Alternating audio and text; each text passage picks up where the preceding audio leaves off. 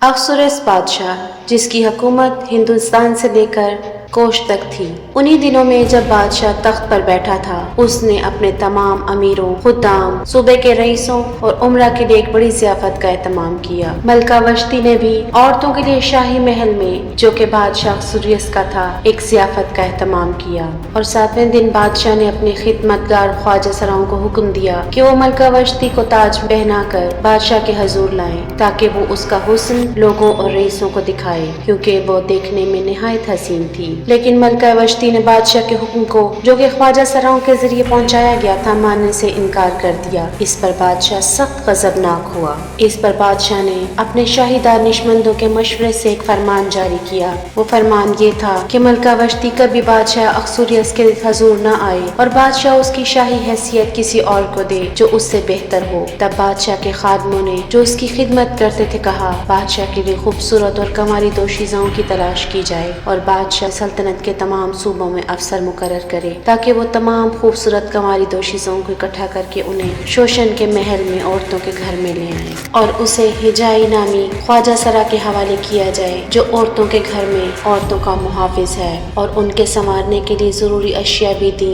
और जो दोशीज़ा बादशाह को पसंद आए वो वश्ती की जगह मलका बने। और ये बात बादशाह को पसंद आई और उसने ऐसा ही किया। अब शोशन के महल में एक यहूदी था जिसका नाम मर्द की था, जो बिनियामीन के कबीले से था। ये शख्स इन असीरों में से था जिन्हें नबूकदनजर शाह बाबुल कैद करके ले गया था। मर्द की एक चचाज़ाद थी जिसका नाम आस्तर था। उसके वालिदैन की वफात बचपन में ही हो गई थी। वो एक हसीन और जमील दोशीज़ा थी और मर्द की ने उसे अपनी बेटी की मानित कबूल किया और उसकी परवरिश की। बस जब बादशाह को हुक्म और उसका फरमान सुनाया गया और बहुत सी दोशीज़ाएं शोशन के महल में जमा की गईं, तो आस्तर भी बादशाह के घर में ले जाई गई और उसे औरतों के मुहाफिज के हवाले किया गया। आस्तर ने अपनी कौम और अपनी नस्ल के बारे में कुछ जाहिर न किया, क्योंकि मर्द की ने उसे ताकीद की थी कि वो उसे अपने बारे में कुछ न बताए। और मर्द की हर रोज औरतों के घर के आंगन में चलता फिरता ताकि जान सके कि आस्तर कैसी है और उसके साथ क्या होने वाला है। दोशीज़ाओं को बादशाह के हजूर ले जाने से पहले 12 महीने की तैयारी जरूरी थी, क्योंकि औरतों के संवारने के तरीके के मुताबिक 6 महीने मुर्ग की खुशबू और 6 महीने खुशबूदार चीजों और दीगर संवारने के सामान के साथ उनकी आराइश की जाती। तब हर दोशीज़ा बादशाह के पास जाने के लिए तैयार होती। जब आस्तर की बारी आई और वो बादशाह के पास गई तो बादशाह की नजर में मकबूल हुई। बादशाह ने आस्तर को सब औरतों से ज्यादा अहमियत दी और वो उसके हजूर फजल और मेहरबानी पाने में सब कंवारियों से सबकत ले गई। यहाँ तक कि बादशाह ने शाही ताज उसके सर पर रख दिया और उसे वश्ती की जगह मलका बना दिया। तब बादशाह ने अपने सब उमरा और खुदाम के लिए एक बड़ी ज़ियाफत की, जो आस्तर की ज़ियाफत कहलाई, और उसने सूबों को रिहाई दी और बादशाही शान के मुताबिक अतियात दिए। उन्हीं दिनों में जब मर्द की बादशाह के दरवाजे पर बैठता था, बादशाह के 2 ख्वाजा सरा, जो दरबानों में से थे, गजबनाक हो गए और बादशाह पर हाथ डालने का इरादा किया। और ये बात मर्द की को मालूम हुई, सो उसने उसे मलका आस्तर को बताया और मलका आस्तर ने बादशाह को मर्दगी के नाम से इसकी खबर दी। और जब इस बात की तहकीक की गई तो बात सच पाई गई। सो दोनों को दरख्त पर लटकाया गया और ये सब कुछ बादशाह के हजूर तवारीख की किताब में लिख दिया गया। इन वाक़यात के बाद बादशाह ने हामान बिन हमदाना, जो कि उसके महल में एक अफसर था, उसको सरफराज किया और उसे तरक्की देकर उसका मर्तबा उन सब उमरा से बुलंद कर दिया जो उसके साथ थे। और बादशाह के सब खादिम जो बादशाह के दरवाजे पर थे, हामान के आगे झुकते और सजदा करते, क्योंकि बादशाह ने इसके बारे में यही हुक्म दिया था। लेकिन मर्द की ना झुका और ना उसे सजदा किया। जब हामान ने देखा कि वो ना झुकता है और ना सजदा करता है तो वो कहर से भर गया, लेकिन उसने मर्द की पर हाथ डालने को हकीर जाना, क्योंकि लोगों ने उसे मर्द की कौम के बारे में इत्तला दे दी थी। इसी हसद और क्रोध में हामान ने बादशाह अक्सुरियस की सारी सल्तनत के यहूदियों को, यानी मर्द की कौम को निस्तो नाबूद करने का इरादा किया। तब हामान ने बादशाह से कहा, एक कौम है जो तेरे सब सूबों में पैगंदा और मुंतशिर है और उनके कवानीन सब कौमों से मुख्तलिफ हैं और वो बादशाह के कवानीन को नहीं मानते, इसलिए बादशाह के लिए मुनासिब नहीं कि उन्हें रहने दे। अगर बादशाह को मंजूर हो तो एक फरमान فرمان جاری کیا جائے کہ وہ ہلاک کیے جائیں، اور میں 10,000 قنطار چاندی ان کے سپرد کروں گا جو یہ کام سر انجام دے تاکہ یہ بادشاہ کے خزانے میں لائی جائے۔ تب بادشاہ نے اپنی انگوٹھی اپنے ہاتھ سے نکالی اور حامان بن حمدانہ کو جو یہودیوں کا دشمن تھا دے دی، اور بادشاہ نے حامان سے کہا وہ چاندی بھی تیرے لیے ہے، وہ لوگ بھی، تاکہ جو کچھ تجھے اچھا معلوم ہو تو ان کے ساتھ کرے۔ تب حامان نے بادشاہ کے سب صوبوں میں خطوط بھیجے کہ سب یہودیوں کو، خواہ نوجوان ہوں یا بوڑھے، چھوٹے بچے ہوں یا عورتیں، ایک ہی دن میں ہلاک اور قتل کر دیا جائے اور نیست و نابود کر دیے جائیں۔ یہ سب کچھ جان کر مردکی نے اپنے کپڑے پھاڑے، ٹاٹ اوڑھ کر ماتم کیا اور راکھ میں بیٹھ گیا اور سخت رنج و نالہ کیا اور شہر کی طرف نکل گیا۔ وہ شاہی محل کے دروازے تک پہنچا، کیونکہ کوئی بھی غم کے لباس میں محل کے دروازے کے اندر داخل نہیں ہو سکتا تھا۔ اور جب بادشاہ کے فرمان کی خبر تمام صوبوں میں پہنچی تو یہودی میں بڑا ماتم ہوا۔ وہ روزے رکھتے، روتے اور فریاد کرتے، اور بہت سے لوگ ٹاٹ اور راکھ میں بیٹھ گئے۔ تب آستر نے ایک خواجہ سرا کو جو بادشاہ نے اس کے ساتھ مقرر کیا تھا بلا کر اسے مردکی کے پاس بھیجا تاکہ معلوم کرے کہ یہ کیسا غم ہے اور اس پر کیا آفتاب پڑی ہے۔ وہ خواجہ سرا مردکی سے شہر کے چوک میں جو محل کے دروازے کے سامنے تھا ملا۔ مردکی نے اسے سب کچھ بتا دیا، یہاں تک کہ وہ رقم بھی بتائی جو حامان نے بادشاہ کے خزانے میں یہودیوں کی ہلاکت کے لیے دینے کا وعدہ کیا تھا۔ اور مردکی نے اسے وہ فرمان کی نقل دی جو شوشن میں یہودیوں کی تباہی کے لیے جاری کیا گیا تھا، تاکہ وہ آستر کو دکھائے اور اس کو سب حال بیان کرے اور اسے تاکید کرے کہ وہ بادشاہ کے حضور جا کر اس سے رحم کی درخواست کرے اور اپنی قوم کے لیے منت کرے۔ تب آستر نے یہ پیغام بھیجا کہ بادشاہ کے سب خادم اور تمام صوبوں کے لوگ جانتے ہیں کہ جو کوئی بن بلائے بادشاہ کے اندرونی دربار میں جائے اس کے لیے ایک ہی قانون ہے کہ وہ قتل کر دیا جائے، سوائے اس کے کہ بادشاہ اس کی طرف سونے کا عصا بڑھا دے تاکہ وہ زندہ رہے۔ اور مجھے 30 دن ہو گئے ہیں کہ بادشاہ نے مجھے نہیں بلایا۔ جب مردکی نے آستر کا پیغام سنا تو اس نے جواب میں کہلوایا، یہ نہ سوچ کہ تو بادشاہ کے محل میں ہے تو یہودیوں میں سے بچ جائے گی، کیونکہ اگر تو اس وقت خاموش رہے گی تو یہودیوں کے لیے کہیں اور سے رہائی اور نجات آئے گی، مگر تو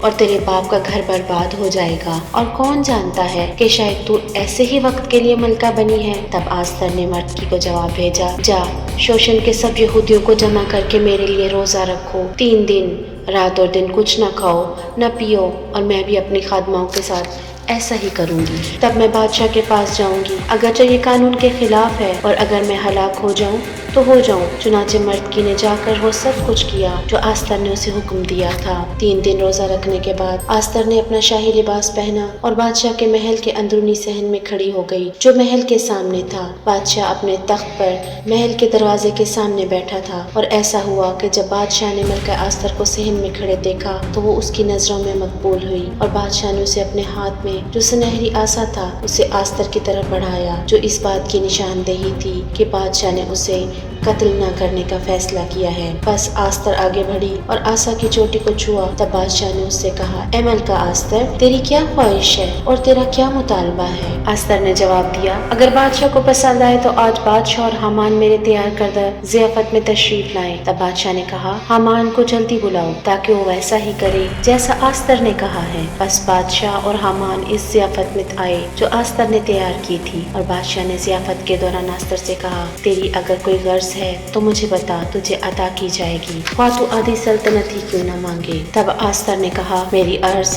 اور میرا مطالبہ یہ ہے کہ اگر میں نے بادشاہ کی نظر میں فضل پایا ہے، اگر بادشاہ کو پسند آئے تو میری درخواست پوری کرے، تو بادشاہ اور حامان کل پھر سے میری ضیافت میں آئیں جو میں ان کے لیے تیار کروں گی، اور کل میں بادشاہ کے حکم کے مطابق عمل کروں گی۔ بس حامان اس دن خوشی اور مسرت کے ساتھ نکلا، لیکن جب اس نے دروازے پر مردکی کو دیکھا کہ وہ نہ اس کے آگے کھڑا ہوا اور نہ جھکا تو مردکی پر اسے سخت غصہ آیا۔ تاہم حامان نے اپنے آپ کو روکا۔ جب وہ اپنے گھر آیا تو اس نے اپنے دوستوں اور اپنی بیوی زرش کو بلایا اور دربار میں بادشاہ کی طرف سے دی گئی ہر طرح کی عزت افزائی کے بارے میں بتایا، اور یہ بھی بتایا کہ ملکہ آستر نے بھی اس کے سوا کسی کو بادشاہ کے ساتھ ضیافت میں نہیں بلایا جو اس نے تیار کی تھی، اور کل کے لیے بھی میں بادشاہ کے ساتھ دعوت میں بلایا گیا ہوں، لیکن یہ سب میرے لیے بے فائدہ ہے جب تک کہ میں یہودی مردکی کو بادشاہ کے दरवाजे पर बैठा हुआ देखता हूँ। तब उसकी बीवी सरिश और उसके सब दोस्तों ने उससे कहा, 50 हाथ ऊंचा एक फांसी का दार बना और कल सुबह बादशाह से कहकर मर्तकी को उस पर लटका, फिर तू खुशी से बादशाह के साथ ज़ियाफत में जा। ये बात हामान को पसंद आई और उसने दार बनवाया। उसी रात बादशाह की नींद उड़ गई। बस उसने हुक्म दिया कि याददाश्तों की किताब यानी तारीख की किताब लाई जाए और उसे बादशाह के हुजूर पढ़ा जाए। जब उन्होंने किताब को खोला तो उसमें लिखा था कि मर्तकी ने 2 शाही ख्वाजा सरों की साजिश को बेनकाब किया है जो बादशाह पर हाथ उठाने की कोशिश कर रहे थे। तब बादशाह ने उनसे पूछा कि क्या मर्तकी की इज्जत अफजाई और उसे सरफराजी दी गई है। तब बादशाह के खादमाओं ने जो उसकी खिदमत कर रहे थे कहा, उसके लिए कुछ नहीं किया गया। तब बादशाह ने हामान से पूछा, उस शख्स के लिए क्या सलूक किया जाए जिसे बादशाह इज्जत देना चाहता हो। और हामान ने अपने दिल में सोचा, बादशाह किसे मुझसे ज्यादा इज्जत देने की ख्वाहिश करेगा। बस हामान ने बादशाह से कहा, जिस शख्स को बादशाह इज्जत देना चाहे उसके लिए वो शाही लिबास लाया जाए जो बादशाह खुद पहनता है, और वो घोड़ा जिस पर बादशाह सवार होता है, और वो ताज जो उसके सर पर रखा जाता है। और ये लिबास और घोड़ा बादशाह के मोअज़्ज़िज़ उमरा में से किसी के हाथ में दिया जाए ताकि वो उस आदमी को कर उसे घोड़े पर बिठाए और शहर की गलियों में ले जाए और उसके आगे ये ऐलान करे, जिस शख्स को बादशाह इज्जत देना चाहे उसके साथ ऐसा ही किया जाए। तब बादशाह ने हामान से कहा, जल्दी कर और मर्तकी यहूदी के साथ कर जो बादशाह के दरवाजे पर बैठा है, तेरे कहे में से कोई बात बाकी ना रहे। बस हामान ने ऐसा ही किया। बादशाह और हामान मलका अस्तर के साथ ज़ियाफत में आए और दूसरे दिन बादशाह ने फिर से अस्तर से कहा, ए मलका अस्तर, तेरी दरख्वास्त क्या है ताकि मैं तुझे वो दूँ, और तेरा सवाल क्या है वो आधी सल्तनत तक तुझे दे सकता हूँ। मलका अस्तर ने जवाब दिया, बादशाह अगर मैं तेरे हुजूर फजल पाऊँ तो मेरी एक दरख्वास्त पर गौर कर कि मैं और मेरी कौम कत्ल न किए जाएं, बल्कि मेरी कौम को मेरे हवाले कर दिया जाए और यहूदियों के कत्ले आम के फरमान को वापस लिया जाए। तब बादशाह ने मलका अस्तर से कहा, वो कौन है और कहाँ है जो अपने दिल में ऐसा करने की जुर्रत करता है। तब अस्तर ने कहा, दुश्मन और मुखालिफ यही शरीर हामान है। तब हामान बादशाह और मलका के सामने डर गया। बादशाह गजबनाक होकर ज़ियाफत के मकाम से उठकर महल के बाग में चला गया और हामान अपनी जान की भीख मांगने के लिए मलका अस्तर के पास खड़ा रहा, क्योंकि उसने देख लिया कि बादशाह ने उसके खिलाफ फैसला करने की ठान ली है। तब बादशाह बाग से वापस ज़ियाफत के मुकाम पर आया और हामान अस्तर के बिस्तर पर गिरा हुआ था। तब बादशाह ने कहा, क्या हुआ, मेरे ही घर में मलका पर जबरदस्ती करेगा। जैसे ही बादशाह के मुंह से ये अल्फाज निकले, उन्होंने हामान का चेहरा ढांप दिया। तभी एक ख्वाजा सरा ने बादशाह के सामने कहा, देख वो सूली जो हामान ने मर्तकी के लिए बनवाई थी, जो बादशाह की भलाई के लिए बोला था, हामान के घर में 50 हाथ ऊंची खड़ी है। तब बादशाह ने कहा, हामान को इस पर लटका दो। बस उन्होंने हामान को सूली पर लटका दिया जो उसने मर्तकी के लिए तैयार की थी। तब बादशाह का गजब ठंडा हुआ। बस ये वाकया इसराइल की तारीख में एक निशानी ठहरा कि जब भी खुदा के लोग मुसीबत में हों और दिल की गहराई से खुदावंद को पुकारे, रोजा रखे, दुआ करे, तो वो अपने निजात का दरवाजा जरूर खोलता है। मलका अस्तर की माने खुदा आज भी अपने लोगों को उसके जलाल के लिए काम में लाता है, और वो जो उस पर ईमान रखते हैं खुदा उनकी हमेशा हिफाजत करता है। खुदा आप सबके साथ हो। आमीन।